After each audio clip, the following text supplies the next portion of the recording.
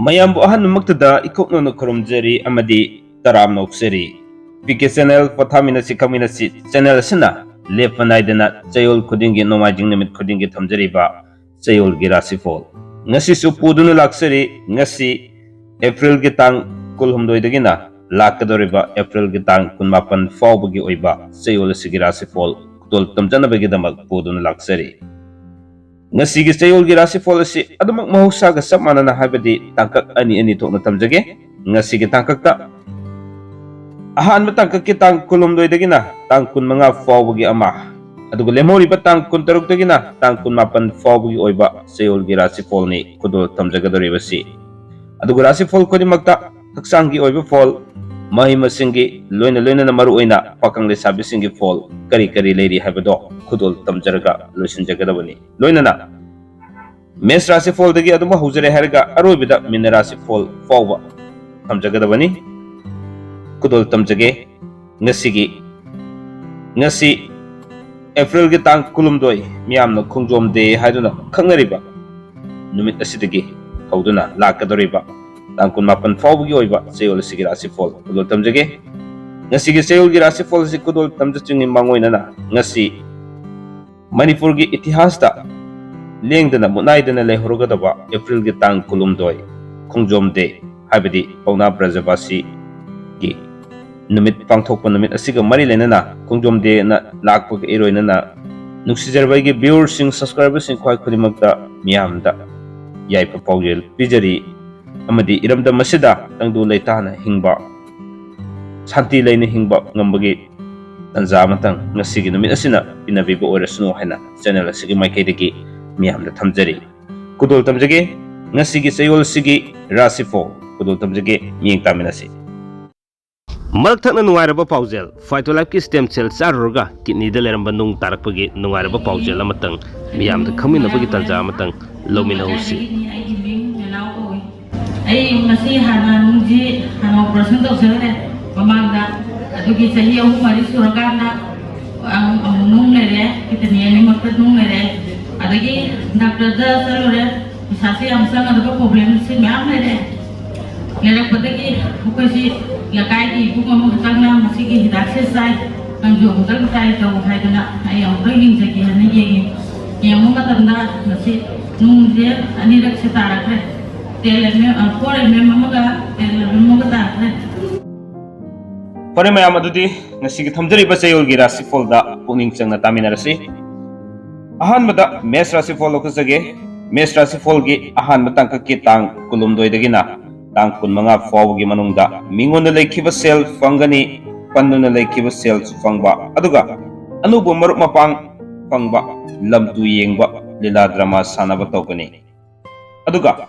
lemhoriba tang kuntaruk dagina kunmapan fawgi manungda wanomba sakri thangani wakhal sarang nagani ningba thungbusu watkani haksangi oinadi kaide mahigi oinadi fajana chatli aduga wakhang le servicing gi oinadi thungnagani ani subada lokasage breast rasifol gi oina tang kulumdoi dagina kunmanga fawgi ahan batang ki manungsida mina sel thawragani anubu pochai lepsili sel makong pangani fam hongani ningbu thungbu watkani aduga lemhoriba tang kuntaruk dagina kunmapan fawbugi manungda sasan gi karbarda sel mangani marupna yeknaba oigani section biu haksangi oinadi khwang khara nungairoi mahigi oinadi fajana chatli pakhangle sabisingi oinadi muknagani mithun rasifol gi oina tang kulumdoi dagina kunmanga fawbugi manungda panduna lerakhiba sel fangani fi sanagi karbar tawbudi amna kanagani imung manung semjin sajan batawgani sasan gi marida fabu watli aduga lemhoriba tang kuntaruk dagina kunmapan fawbugi manungda kanadaba mafamda sel chatkani leikai gi thabak thoromda matam mangani marupni yeknaba oigani haksangi oinadi kaide mahigi oinadi pai aduga pakang le sabisingi oinadi thungnagani mathangna lokasage karkat rasifol gi oina tang kulumdoi dagina kunmanga fawbugi manungda wanomba sakri thangani ningba thungbu watkani marupna yeknaba oigani aduga karadi section ma fai fam hongani lemhoriba tang 16 dagina 18 fawbagi manungda lam tu chatkani karbar saukhatli pung isai tawba mingchat fangani anobu maruk fangani haksangi oinadi kaide mahaigi oinadi fajana chathagani aduga pakhang lesabisingi oinadi haina singnagani mathang lokosage singha singa rasi folgi oina tang kulum doidagina 15 fawbagi manungda yeklabana maruk sarga pochai sel lobu matam oigadori मीन सेल थोरगनी सासन की मरी जुक फबु खर वाटली करबार the cell तो मुखर वाटली लेमोरी बतांग कुंतरुक तगिना 18 फौबगी मनुंगदा लम तू सत्प कायदे अनुभव पोचै लेप्सली फम होंगनी अदुगा हक्सांगी ओइनदी कायदे महैगी ओइनदी मयाई ओइना लई अदुगा पखंग लेसाबेसिंगी ओइनदी थंगनगनी मथंग लोकोसगे कन्या कन्या राशि फलगी ओइना तांग कुलुमदोइदगिना 15 फौबगी मनुंगदा सेल मकोंग पानगनी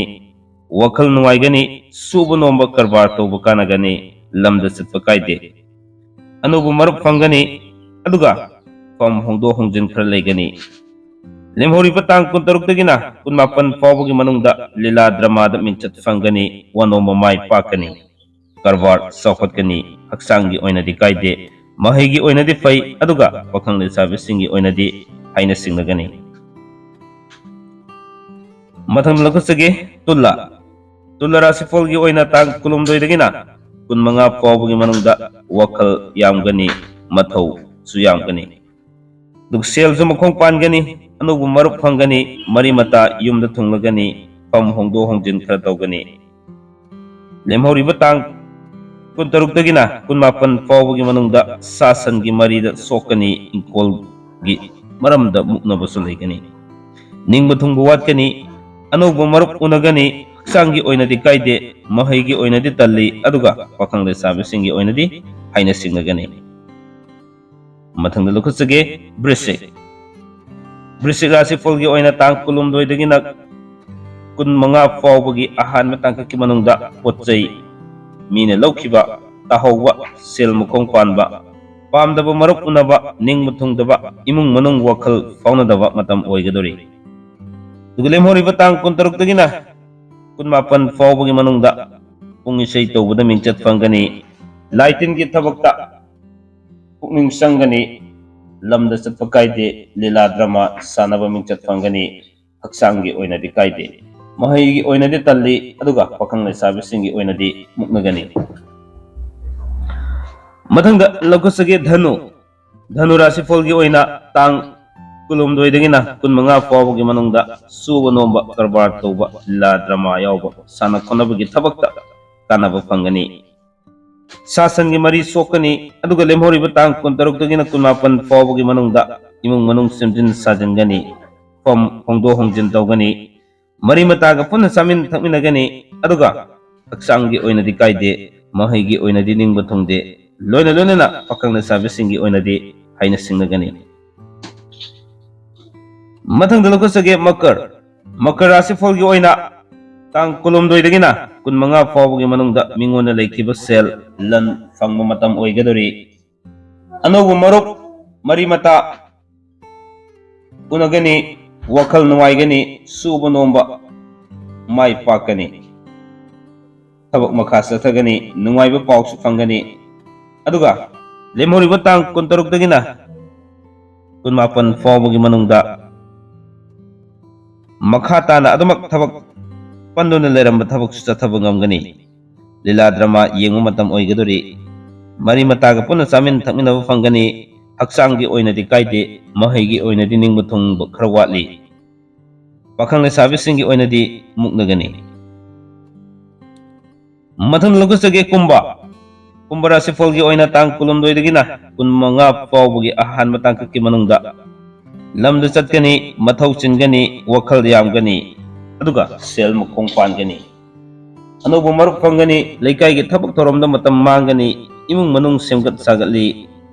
लेमहोरिबा तांग 16 दगिना 18 फौबगी मनुंगदा लीला ड्रामा यावबा पुंग इसै तौबा साना खोनबगी थबकता सेल फंगनी हक्सांगी ओइनदी कायदे महैगी ओइनदी तल्ली अदुगा पखंग लेसाबिसिंगी ओइनदी मुक्नगनी assume ngasi thamjariba chayol gi rasifol sigi aroibada minna rasifol lokusage minna rasifol gi oina tang kulumdoi dagi na kun manga fawgi manungda lamtu yengba chatkani fam kagani anobo nungaiba paw tagani mari mata sawgani anobo marup sufangani pochai lepsin mangangani lemori batang kun taruk dagi na kun mapan fawgi manungda lamda chatpa kaide lau singo gi thabak ta chawkatli pungi sei tawba mingchat fangani anobo pochai lepsili lottery yaw bukanagani haksangi oinadi kaide mohigi oinadi bhajan chathagani pakangla sabi singi oinadi tungnagani asumna thamjari ba sayol gi rasi fol se matang asada tension janabagi tanjado yorokle miamna loiba fawba tabi ba amadi sai sagi rasi fol bu puning changna tabi ba amadi sai sagi comment kya phungdok pirakpagi damak nom khailaitena thagasaba phungdokchari channel asibo subscribe to vidri singna makata na dumak subscribe to biru like share to biwa wafam thamjaraga